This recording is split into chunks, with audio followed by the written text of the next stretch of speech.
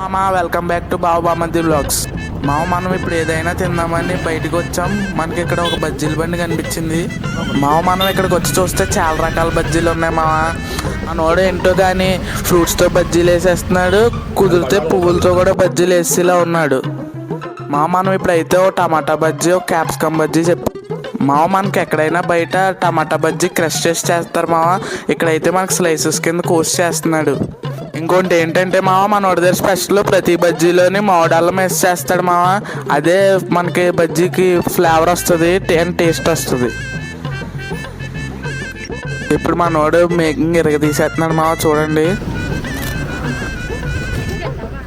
మన బజ్జీలు అయితే రెడీ అయిపోయింది మామ. అరిటాకులో పెట్టేసి ఇస్తాడు. ఒక బజ్జీ టేస్ట్ చేసి ఎలా ఉందో చెప్తాను.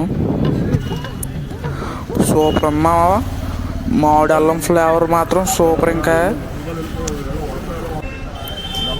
మావ ఇక్కడ బ్రెడ్ బజ్జీ కూడా ఫేమస్ మావ, అందుకని లాస్ట్లో బ్రెడ్ బజ్జీ తీసుకున్నాం.